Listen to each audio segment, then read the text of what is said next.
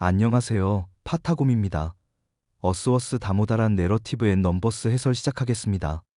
교수님은 책 전반적으로 내러티브 즉 스토리와 넘버스 즉 숫자로 나누어 설명을 전개하는데요.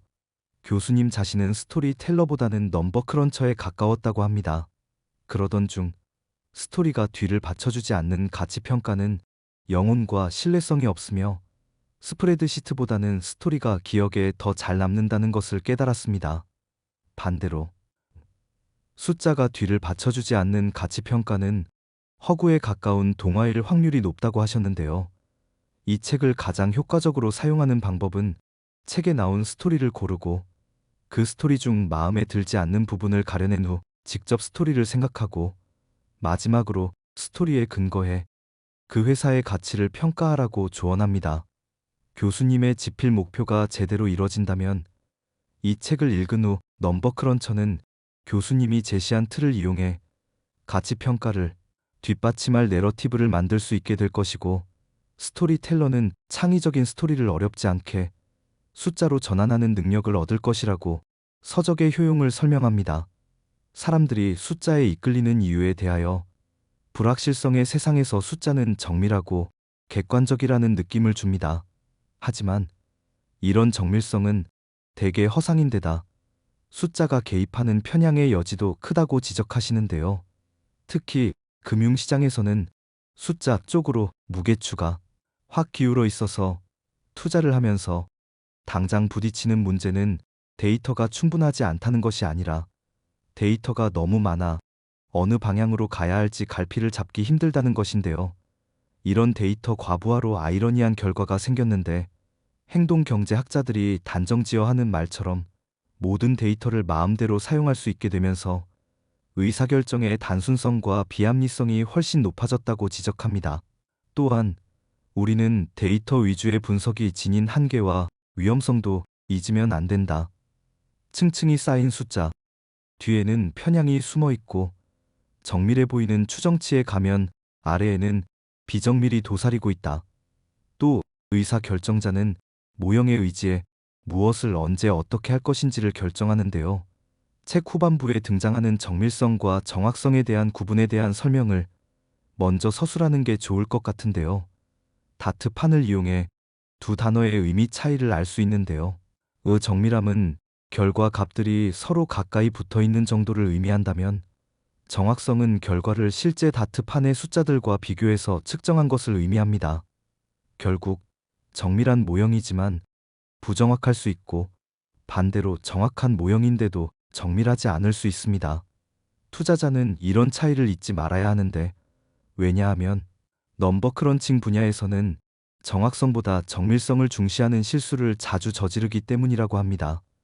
이 부분에 대하여 첨언드리자, 투자라는 건 확률이 높다 적다로 설명할 수 있는 부분이고, 무엇이건 확정적인 건 없다는 점을 알아야 하는데요. 각종 측정 도구를 이용하여 숫자로 서열화를 하다 보면 높은 배점을 받은 종목에 대하여 그것을 기정사실화하는 경향이 있는 것 같습니다. 모든 지표가 한 방향을 가리키면, 즉 우수성을 나타내는 지표들로 가득한 것을 보면 사람들은 그것을 사실로 받아들이는 것처럼 보이는데요. 그 단계까지는 좋은 방향으로 정밀성이 높다는 것으로 받아들여야 하며, 그것이 정확하다고 단언하는 오류는 범하지 말아야 하는 것 같습니다. 교수님께서도 통계학에서는 추정할 때 표준 오차로 추정의 잠재적 오차를 드러내야 한다고 가르치신다고 합니다. 실생활에서, 특히 비즈니스와 투자 세계에서는 이런 가르침을 무시하고 추정치를 마치 사실인 양 다루다가 재앙이나 다름없는 결과가 생기기도 한다고 하시네요. 숫자의 또 다른 특징도 비정밀성을 높인다고 하셨는데요. 행동 경제학의 중요한 발견에 따르면 인간은 숫자의 크기만이 아니라 숫자의 틀을 짜는 방식에 의해서도 숫자에 대한 반응이 달라지는데요. 결국 기간 설정을 바꾸거나 무위험 투자의 척도를 다르게 하거나 수익률의 평균을 계산하는 방식을 다르게 할 때마다 주식 위험 프리미엄 추정치도 크게 달라질 수 있고요. 주식 위험 프리미엄은 단정적으로 말해 추정치일 뿐 사실이 아니라는 점을 강조하셨습니다. 다시 말해 어떤 것을 측정할 수 있으면 통제감이 늘어나고 숫자에 파고드는 시간이 많아질수록 측정 도구를 버팀목으로 삼으려는 심정도 커지기 마련입니다. 결국 숫자는 체계적인 평가를 가능하게 해주지만 스토리가 받쳐주지 않는 숫자는 원칙과 체계가 아니라 위협과 편향의 무기가 됩니다. 교수님은 해결책을 제시해 주시는데요. 투자를 할 때나 사업을 할 때 스토리와 숫자를 모두 이용하는 것이 해결책이라고 주장하십니다. 책 제목이 내러티브 앤 넘버스인 것처럼 교수님은 가치 평가를 할 때 스토리를 먼저 검토하고 뒷받침하는 숫자를 더하는 방식을 채택한 것으로 보이는데요. 교수님께서 말씀하시길 실제로 가치 평가는 양쪽을 서로 연결하기 때문에 스토리텔러는 스토리에서 개연성이나 타당성이 없는 부분을 확인해 고치게 됩니다. 그리고 넘버크런처는 숫자에서 만들어낸 스토리가 말이 안 되거나 신빙성이 떨어지는 순간을 인식하게 되는데요. 교수님께서는 스토리텔링을 조정하고 통제하기 위한 방법도 3가지를 제시하시는데요. 단계를 나누어서 1단계는 가능성 여부에 대한 시험으로, 이것은 대다수 스토리가 통과해야 할 최소한의 시험대이며 여기서 통과한 스토리는 그 다음으로 좀 더 어려운 시험인 타당성 여부를 통과해야 하고, 마지막 3단계로 가장 깐깐한 시험인 개연성 여부를 통과해야 한다고 하셨어요. 가능성 여부를 통과한 스토리라고 해서 모두 타당성을 가지는 것은 아니다. 또한 타당한 스토리 중에서도 개연성을 가진 것은 몇 개 되지 않는다고 하셨습니다. 이 시점까지 투자자는 누로 스토리텔러 부족에 머무르게 된다. 하지만 지금부터는 시험을 통과한 스토리를 가치에, 즉 기업의 가치 요인을 결정하는 숫자에 확실하게 연결시키는 식으로 다음 작업 과정을 밟아야 한다. 기업 문화, 경영진의 자질, 브랜드, 네임, 전략적 필요를 가장 정성적으로 설명하는 스토리일지라도 가치 평가의 투입 변수와 연관시킬 수 있다. 그리고 그럴 수 있어야 한다. 모델과 스프레드시트에 숫자로 기재되는 이런 투입 변수는 투자 결정의 바탕이 되는 가치를 산정해준다. 그리고 마지막으로 대다수가 매우 어려워하는 단계를 거쳐야 한다고 하셨는데요. 투자자는 좋은 스토리를 생각해내면 그 스토리에 대한 애착이 커져서 거기에 의문을 품는 것을 모욕이라고 생각하는데요. 문제 제기로부터 스토리를 보호하는 것은 나쁘지 않지만 피드백 고리를 언제나 열어두고 의견이나 문제 제기, 비평에 귀를 기울이면서 스토리를 알맞게 수정하고 조정하고 바꿔야 한다고 강조하셨어요. 제 생각을 첨언드리자면 대다수 투자자는 최선을 다하여 분석을 하기 때문에 자신의 스토리가 불가역적인 것처럼, 즉 성역처럼 생각하기 쉬운데요. 하지만 시간이 흐르면 스토리 자체가 변하게 된다는 사실을 알아야 합니다. 스토리가 변하는 원인은 금리나 인플레이션, 새로운 경제 지도의 탄생 등 거시경제의 변화 때문일 수 있고, 새로운 경쟁자의 진입, 기존 경쟁자의 전략 수정, 일부 경쟁자의 시장 퇴출처럼 경쟁 역학이 바뀐 것이 원인일 수도 있거든요. 교수님께서도 결론을 내리시길 스토리텔링과 스토리텔링을 바탕으로 하는 넘버 크런칭은 한번 정해진 것은 실제 세계의 완벽한 면역력을 유지할 것이라는 생각은 오산이라고 하셨습니다. 교수님께서는 스토리텔링 검증의 3단계인 가능성, 타당성, 개연성에 이어서 스토리텔링의 변경 또한 3단계로 구분하여 설명해 주시는데요. 굉장히 중요한 사건이 일어나 스토리가 끝나버리거나 효력이 크게 줄어드는 내러티브 고장과 행동이나 결과로 인해 스토리가 근본적으로 바뀌는 내러티브 변화, 현실적인 이유로 인해 스토리가 기본 내용은 아니더라도 좋건 나쁘건 세부적인 부분이 바뀌는 내러티브 조정으로 구분하셨습니다. 이러한 스토리텔링의 변경에 대하여는 책 후미에 다시 한번 자세히 설명해 주시니 잠시 후 설명드릴게요. 교수님께서는 대다수 투자자는 현실 세계의 강요에 못 이겨 스토리를 바꾼다는 것을 내키지 않아 할 것이기 때문에 시장이 안정돼 있고 사업 모델도 탄탄한 기업에만 투자하는 경우가 많다고 하셨고, 그 이유에 대하여는 이런 기업의 스토리는 오랫동안 변하지 않기 때문이라고 하셨습니다. 하지만 소수이지만 교수님을 포함한 또 다른 부류가 있는데요. 변화의 불편함과 동거하는 방법을 배우고 변화는 피할 수 없으며 변화가 가장 클 것 같은 곳에 가장 위대한 사업 기회와 투자 기회가 존재한다는 사실을 받아들이는 부류가 있다고 하셨습니다. 교수님은 기업의 라이프 사이클 또한 인간의 생로병사처럼 변해가기 때문에 각 단계에 해당하는 내러티브는 다르다고 하셨고, 대표적으로 기업이 나이가 들고 역사가 생기게 되면 가치평가에서 숫자가 차지하는 역할이 더 커지고 투자자들과 시간 흐름에 따른 내러티브의 차이도 좁혀진다고 하셨습니다. 교수님께서는 책에서 도표를 이용하여 비즈니스 스토리의 유형을 골목대장 등 7가지 유형으로 구분하고 각각의 사업 유형과 스토리 전개 예시를 설명해 주셨는데, 각각의 비즈니스 스토리의 내용은 책에서 확인하시기 바랄게요. 예를 들어 구글의 경우 기존에 구글이 검색엔진 시장에 진입했을 때는 언더독 비즈니스였지만 현재의 구글은 골목대장 비즈니스에 해당한다고 하셨습니다. 넘버 크런칭 분야에서 가장 큰 실수는 측정하고 있다면 이미 그것을 관리하고 있다고 생각한다는 것인데요. 소설 어린 왕자에서 한 소행성을 방문한 어린 왕자는 별들의 숫자를 세는 남자를 만나는데요. 그 남자는 별들의 숫자를 다 세면 그 별들이 자신의 것이 될 거라고 주장합니다. 어린 왕자 이야기가 큰 공감을 사는 이유는 무언가를 측정하거나 숫자를 부여하면 그것을 통제하는 힘이 생겨난다고 생각하는 사람들이 많기 때문입니다. 마찬가지로 체온계는 열이 있는지만을 알려주고 혈압계는 혈압을 측정해 줄 뿐인데도 우리는 이런 것들을 측정하면 건강을 더 잘 관리하고 있다는 느낌에 사로잡힙니다. 교수님께서는 투자 현상에 대하여도 설명을 해주시는데요. 모두가 똑같은 데이터를 공유하고 어쩌면 분석 도구까지도 똑같다 보니 부각되는 투자 기회도 똑같을 것이다. 결국 모두가 이익을 보려고 동시에 같은 투자에 달려든다. 이런 과정에서 모두가 동시에 같은 종목을 사고 파는 군집 현상이 발생한다고 하셨습니다. 숫자의 스토리를 결합해도 군집의 문제는 해결하지 못합니다. 적어도 단기적으로는 힘이 드는데요. 모두 똑같은 주식과 투자에 몰려들게 만드는 집단 사고는 사람들이 서로의 스토리를 강화하도록 이끌기도 합니다. 그러나 여기에 맞서는 주장을 하자면 집단의 광기를 부수는 최고의 방법은 대안적이고 더 현실적인 스토리를 결합하고 숫자로 그 스토리의 신뢰성을 뒷받침하는 것입니다. 퀀트 투자로 성공과 번영을 누리려면 스토리텔링을 숫자에 결합시킬 방법을 찾아내야 합니다.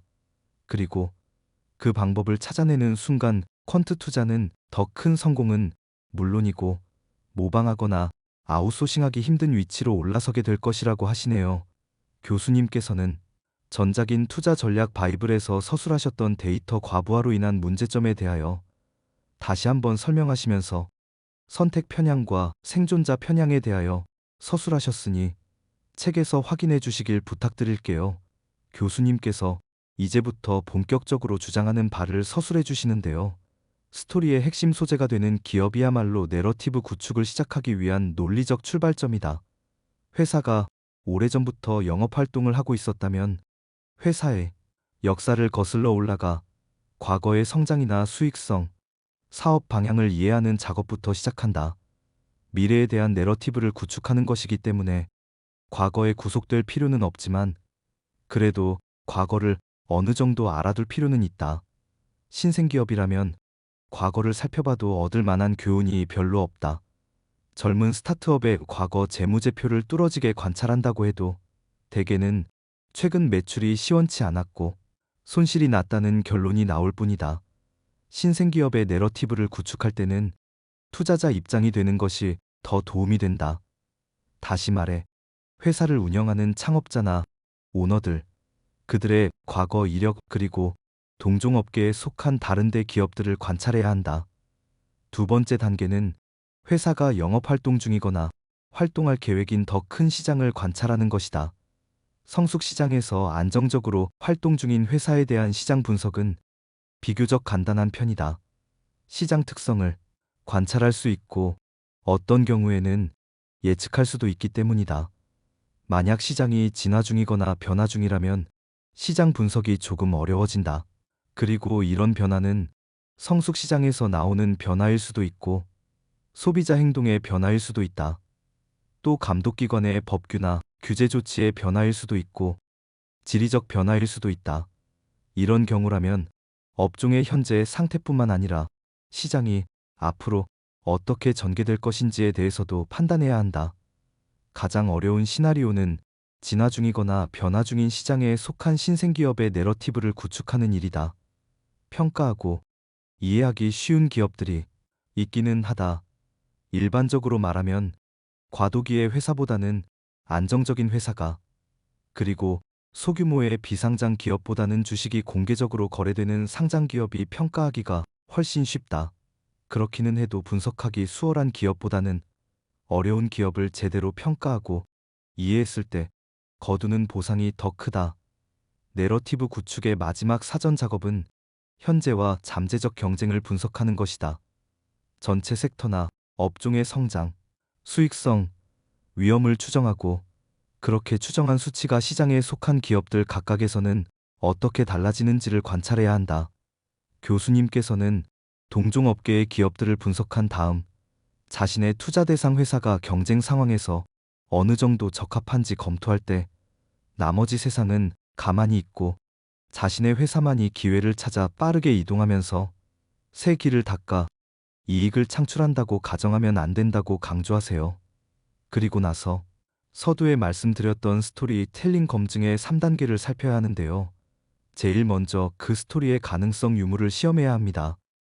가능성 시험마저 통과하지 못하면 비즈니스 동화책에나 실리게 되는 처지가 됩니다.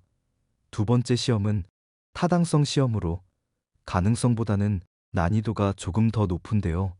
스토리가 타당성을 가지려면 그런 스토리가 현실에서 일어날 수 있다는 증거를 제시해야 합니다. 일단은 비슷한 스토리를 성공시킨 다른 기업의 선례를 제시해야 하고요. 세 번째이자 가장 어려운 시험은 스토리의 개연성에 대한 시험입니다. 개연성을 입증하기 위해서는 스토리를 정량화할 수 있어야 하며 스토리를 숫자로 전개했을 때의 예상치를 최대한 정확하게 추산해서 제시해야 합니다. 교수님께서는 세 가지 검증과 관련하여 내러티브와 투자자 유형이라는 도표를 책에 싣어 놓았는데 가능성 없음부터 확실 단계까지 어떤 투자자 유형이 해당하는지 설명하였으니 꼭 확인해 보시기 바랄게요. 교수님께서 중요한 설명을 계속해 주시는데요. 스토리 종류에 따라 봐야 할 투입 변수가 달라진다고 하셨어요. 큰 시장 스토리일 경우 가장 영향을 받는 투입 변수는 전체 시장 규모인데요. 이 시장에서는 점유율이 아주 작아도 큰 매출을 올릴 수 있기 때문입니다. 만약 회사의 몸집이 커질수록 성장도 더 수월해질 것이라고 약속하는 강력한 네트워킹 효과 스토리이거나 경쟁사를 압도적으로 누를 것이라고 약속하는 시장 지배 스토리라면 스토리의 영향을 가장 크게 받는 가치평가 투입 변수는 시장 점유율이 된다고 하셨어요. 이 부분에 대하여 제가 첨언드리자면 이처럼 각 기업의 핵심 지표를 간파해야 추후 소음에 시달리지 않고 핵심 지표 위주로 기업의 현재 상황을 정확히 판단할 수 있어요. 저 또한 각 기업에 대하여 모든 지표를 동일한 비중으로 바라보는 것이 아니라 파괴적 기업에 해당하는 경우에는 이익이 아닌 매출 중심으로 바라보려고 노력하고 성숙 기업에 대하여는 이익 중심으로 바라보거든요. 각 기업이 처한 상황에 따라 중점적으로 봐야 할 점을 달리 가져가는 게 중요합니다. 내러티브를 사용해 어떤 특정 내용에 가장 많은 시간과 자원을 쏟으며 관심을 기울여야 하는지 결정을 내린다면 큰 도움이 될 것이다. 예를 들어 내가 아마존에 대한 가치 평가를 했을 때 가장 논란의 여지가 클 만한 투입 변수는 미래의 영업이익률이었다. 자본 비용의 추정보다는 영업이익률에 대한 아마존의 역사적 통계량을 소매와 미디어 섹터의 기업들 통계량과 비교했을 때 얼마나 차이가 나는지를 관찰하는데 더 많은 시간을 보냈다. 우버의 가치 평가에서 핵심 질문은 우버가 추구하는 시장의 규모이다. 그러다 보니 스토리를 만들면서 나는 우버가 단순한 차량 서비스 회사인지 아니면 그 이상인지를 두고 검토하는 문제에 가장 많은 시간을 쏟아야 했다. 교수님께서는 책의 스토리와 가치평가, 투입 변수의 연결이라는 도표에서 시장 전체 규모부터 세후 현금 흐름에 이르기까지 일련의 영업활동 순서에 대하여 필요한 투입 변수를 친절히 설명해 주셨으니 이 부분도 책에서 꼼꼼히 확인하시면 투자에 도움되실 거예요. 계속 이어갈게요. 교수님께서 내러티브와 넘버스 사이에 어느 부분이 중요한지에 대하여 처음으로 한쪽 손을 들어주시는데요. 모든 가치평가 추정의 바탕은 내러티브라는 사실을 잊지 말아야 하며, 다시 말해 스프레드시트로 구한 투입 변수들이 아니라 스토리가 가치평가를 움직이게 만든다고 하셨어요. 결국 책 제목 순서처럼 내러티브에서 시작해서 넘버스로 이어지는 과정이므로 내러티브가 정확해야만 그에 맞는 넘버스가 따라온다고 설명하시네요. 그리고 넘버 크런칭의 세계로 깊숙이 들어갈수록 우리는 어느 순간부터 가치평가를 위해 추정한 투입 변수들은 명백한 사실이고 마지막으로 구한 최종 가치도 완전한 진실이라고 생각하기 시작한다. 이런 거짓 정밀함의 착각에서 벗어나려면 자신의 가치평가는 기본, 케이스에서 세운 기대 성장률, 이익률, 자본 비용과 같은 추정값을 바탕으로 삼고 있으며 확률 분포를 가지고 도출한 수치들일 뿐이라는 사실을 인정해야 한다. 만약 아마존의 다음 5년 동안 기대 성장률을 15%로 추정한다면 이것은 성장률이 10에서 20% 정도 되는 확률 분포에서 나온 기대값일 것이다. 교수님은 다른 저서에서와 마찬가지로 어떠한 결론도 추정치라는 점을 인지하고 있어야 한다고 강조하시는데요. 그리고 확률 분포에서 나온 기대값이라는 말의 함의는 시나리오 분석을 가장 쓸모없게 하는 방법은 최상, 기본, 최악의 시나리오를 설정하는 것이라고 하셨어요. 당연하겠지만 최상의 시나리오에서는 사업 가치가 아주 높게 나오고 최악의 시나리오에서는 그 중간의 가치가 나오는데요. 이런 방법보다는 핵심 성공 요인을 중심으로 시나리오를 따로 설정한 다음 시나리오별로 기업의 가치가 얼마나 될 것이고 대응, 행동은 무엇인지를 분석하는 것이 훨씬 생산적이라고 하셨어요. 결국 이러한 과정에 익숙해지면 내러티브와 가치평가 기술에 점점 익숙해져서 기업의 가치가 주가와 크게 달라도 꺼려지지 않는 경지에 이를 것이라고 하셨고, 심지어는 가치에 기반해 투자 결정을 내리는 데에도 익숙해질 것이라고 하셨습니다. 교수님께서는 마지막으로 타인의 말에 귀를 기울이라고 해서 무조건 따르라는 뜻은 아니며 내러티브의 어떤 부분이 왜 잘못됐는지 매우 논리적인 주장을 듣는다고 해도 판단을 유지하기로 결정했다면 바꾸지 않으신다고 하셨어요. 교수님께서는 다른 서적부터 이 책에 이르기까지 계속해서 다른 사람의 피드백을 중시하라고 하셨지만 자신의 주관 또한 분명히 하라고 충고하신 것입니다. 내러티브와 변경 사유 중 내러티브 조정은 스토리의 전체 체계가 아니라 특정 사항을 바꾸거나 수정하는 것을 말하며, 내러티브 변화는 스토리의 체계를 뒤집는 것을 말합니다. 마지막으로 내러비트 고장은 스토리의 효력이 돌연 정지되는 상황을 의미한다고 설명하셨는데요. 각각의 경우에 해당하는 사례들을 책에 상세히 서술하고 있으니 책에서 확인하시길 부탁드립니다. 교수님께서는 거시변수 예측과 관련해서 거시변수 예측 능력이 뛰어난 투자자일지라도 해당 기업에 대한 가치평가부터 진행한 후 그 다음에 예측 결과를 반영해 재평가하기를 추천해 주셨어요. 그리고 이 책에서 제가 가장 중요하다고 생각하는 부분이 나오는데요. 사업이 단계를 이동할 때마다 성공을 재는 척도가 달라진다는 사실을 유념해야 한다. 투자자와 경영자의 초점도 단계마다 달라지는데 각 단계마다 해결해야 할 도전이 다르고 필요한 능력도 다르기 때문이다. 라이프 사이클 초기의 단계 전환기에서는 생존 능력이 필요하다. 다시 말해 아이디어를 제품으로 바꾸고 그런 제품을 지속 가능한 사업으로 바꿀 수 있느냐가 관건이다. 라이프 사이클 후기 단계에서는 현실 판단 능력이 시험대에 오른다. 이처럼 기업의 현재 위치에 따라 중점적으로 살펴보아야 할 사항이 바뀐다는 점인데요. 전체적인 개요에 대하여 교수님께서 도표를 이용하여 책에 서술하였으니 책에서 꼭 확인 바랄게요. 교수님께서는 기업마다 라이프 사이클 모양이 다른 이유는 시장 진입, 규모 확대, 소비자 관성에 기인한다고 하셨어요. 다른 조건이 동일하다는 가정하에 시장 진입이 쉽고 저비용으로 규모 확장이 가능하고 소비자 관성이 낮다면 성장 단계로 진입하는 속도가 훨씬 빨라진다. 하지만 여기에는 장점만 있는 것이 아니라 단점도 많은데 이런 사업에서는 성숙 기업으로서의 수혜를 누리기 힘들기 때문이다. 똑같은 요인으로 인해 새 경쟁사들이 쉽게 진입하여 시장을 뒤흔든다면 쇠락 기업으로 가는 길에도 가속도가 붙게 된다. 기업이 아이디어를 제품과 서비스로 전환하는 단계에서 가장 중요한 질문은 타당성 여부에 대한 것이다. 제품이나 서비스를 출시하고 나면 내러티브는 비용과 수익성에 초점을 맞추고 시장에서 경쟁자들과 싸워야 한다. 수익성 시험을 무사히 통과했다면 다음으로는 기업이 얼마든지 커질 수 있다는 확장성을 강조해야 한다. 이 단계에서 기업은 생산과 경영, 재무 능력의 한계를 시험받게 된다. 모든 시험을 다 통과하고 수익을 내는 성숙 기업에 올라선다면 내러티브의 중점은 진입 장벽과 경쟁 우위로 옮겨가야 한다.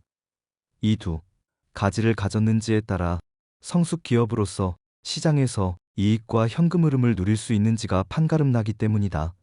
쇠락 단계의 스토리는 이제 마지막을 향해 달려간다. 이 단계의 기업은 규모를 줄이고 시장에서 사라지려는 준비를 한다. 제가 첨언을 드리자면 그동안 저는 기업의 라이프 스타일 관점에서 생각하지 않고 모든 기업을 동등한 상황으로 가정하고 기업 간 비교 우위를 평가하는 실수를 저질렀었습니다. 교수님, 말씀처럼 기업의 각 단계별로 중점적으로 살펴야 할 요인들이 다르다는 점을 깨달아야 더욱 더 심층적인 투자가 가능할 거라고 생각됩니다.